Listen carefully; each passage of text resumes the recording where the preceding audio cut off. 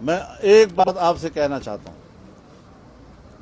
کہ عمران خان کی حکومت کا خاتمہ یہ حکومت کا خاتمہ نہیں ہے، اسی سے پاکستان کو بچایا ہے ہم نے۔ یہ ملک کو تباہ کرنے کے ایجنڈے پہ آیا تھا اور اس کی حکومت کا خاتمہ پاکستان کی بقا کے لیے لازم تھا۔ کوئی کاغذ پھرا رہا ہے، میرے خلاف سازش ہوئی ہے، میرے خلاف سازش ہوئی ہے، اور ایسے پاگل اس کے ارد گرد جمع ہے کہ وہ جو چاہے اس کے پیچھے دوڑ رہے ہوتے ہیں۔ ایسی بیوقوف طبقہ میں نے دنیا میں نہیں دیکھا کہ ایک احمق کے کہنے پہ اس کے پیچھے دوڑ رہے ہوتے ہیں۔ اور آج کل کہتے ہیں جی ہم تو جہاد لڑ رہے ہیں۔ جہاد کس چیز کا لڑ رہے ہو؟ تمہارے خلاف جہاد جائز ہے۔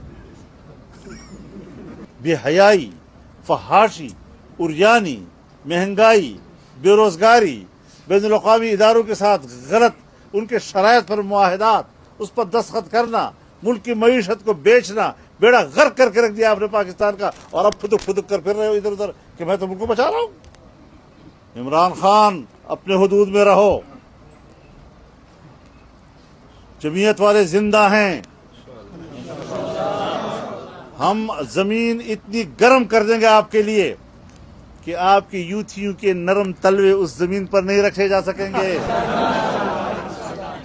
ہم فضا کو اتنی گرم کر دیں گے کہ تمہاری یہ چھوٹی چھوٹی تتلیاں ان کے پر نہیں برداشت کر سکیں گے اس فضا کی گرمی کو۔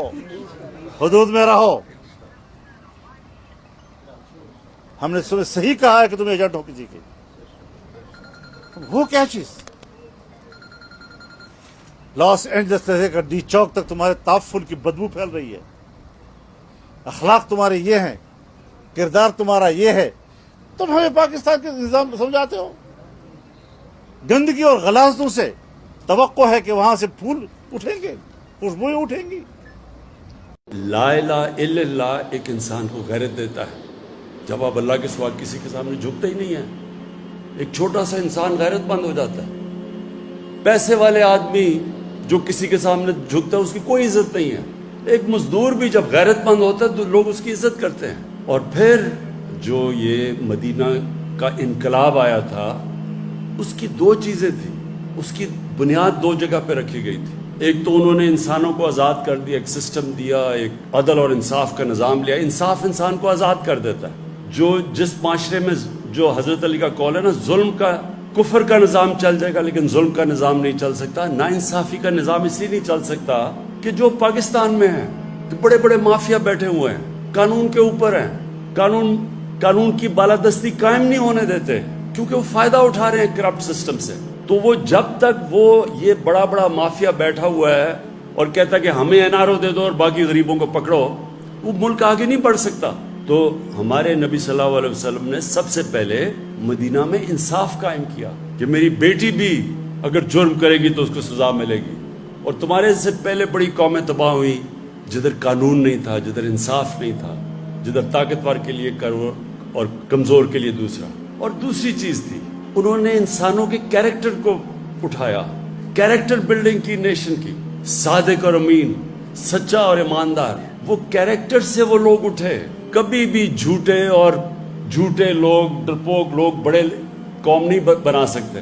سچے لوگ، دلیر لوگ، جو اللہ میں، جو لا الہ الا اللہ میں ماننے والے لوگ، غیرت مند لوگ، وہ صرف بڑی قوم بنتا ہے۔ اور وہ ثابت ہے، مدینہ کی ریاست میں وہ ثابت ہوا ہے کہ دیکھتے دیکھتے یعنی جنگ بدر کے 11 سال بعد تو ایک سپر پاور گری اور 13 سال کے بعد دوسری گری ان کے سامنے۔ تاریخ کا حصہ یہ۔ تو میں صرف آپ کو یہ سمجھانا چاہتا ہوں اور اپنی قوم کو، ہم ایک بڑی قوم نہیں بن سکتے جب تک ہم اپنا کیریکٹر ٹھیک نہ کریں۔ ہم بھی صادق اور امین نہ بنیں، سچے اور امانت دار نہ بنیں، انصاف کرنے والے نہ بنیں، کبھی قوم بڑی نہیں بن سکتی۔ جو مسلمان جب پھیلے تھے ساری دنیا میں تو لوگ ان کے کیریکٹر سے متاثر تھے۔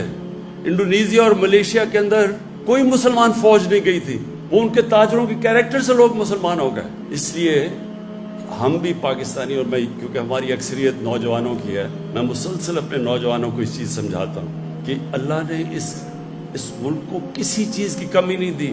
ہمیں وہ یہ خطہ وہ ہے جس میں سب کچھ دے دیا اس نے. لیکن ایک ہمیں کیریکٹر چاہیے ایک عظیم قوم بننے کے لیے, سچے لوگ, سچائی. یہ جو علی امین بات کر رہا تھا کرپشن کی, جو بھی ہاتھ پھیلاتا ہے کسی کے سامنے, پیسے مانگتا ہے کسی سے, اس کی دنیا عزت نہیں کرتی. جب کسی کو رشوت دیتا ہے تو اس کی غیرت جاتی ہے, جو رشوت لیتا ہے اس کی غیرت جاتی ہے. میں جن لوگوں کو ہم کافر کہتے ہیں, میں نے ساری دنیا دیکھی ہوئی ہے. آپ حیران ہوں گے, وہاں اس طرح اخبار پڑا ہوتا ہے, لوگ پیسے ڈالتے ہیں, اخبار کوئی دیکھنے والا بھی نہیں ہوتا. کبھی وہاں سوچتے بھی نہیں کوئی دھاندلی ہوگی الیکشن میں. ہمارے یہاں پولنگ ایجنٹس بیٹھے ہوتے ہیں, وہاں ہو رہا ہوتا ہے, پھر لڑائیاں ہو رہی ہوتی ہیں. وہاں تو آتا ہے سیدھا ووٹ ڈال کے چلا گیا, کوئی پوچھنے والا بھی نہیں ہوتا, کوئی کہتا نہیں دھاندلی ہوئی. کہیں دیکھ لیں یورپ میں الیکشن ہوتا ہے, کہیں کوئی سوچتا بھی نہیں ہے دھاندلی کا. ہماری الیکشن سے پہلے ہماری گھنٹوں میٹنگ یہ نہیں ہو رہی ہوتی کہ ووٹر کو کیسے نکالنا ہے, دھاندلی کیسے روکنی ہے. تو یہ ہمارے لیے بڑی شرم کی بات ہے کہ ہمارے اس طرح کے لوگ آئے جو آج باہر بیٹھے ہوئے ہیں اور باہر اربوں اربوں روپے کی پراپرٹیز پہ بیٹھے ہوئے ہیں, ایک رسید نہیں بتا سکتے پیسہ کدھر سے آیا, اور وہاں سے تقریریں کر رہے ہیں یہاں بیٹھ کے. اس لیے جو جب تک اگر ہم نے بڑی قوم بننا ہے, عظیم قوم بننا ہے, وہ جو ہمیں بننا تھا, جو یہ بہت بڑا پاکستان کا کانسیپٹ تھا. تو میں صرف آپ کو شروع میں یہ بتا دوں کہ ایک تو سسٹم کے اندر ہم آج جنگ لڑ رہے ہیں قانون کی بالادستی کی, سارے مافیاز کے خلاف, یہ اس پہ انشاءاللہ ہم کامیاب ہوں گے. اور دوسری, قوم نے اپنے آپ کو چینج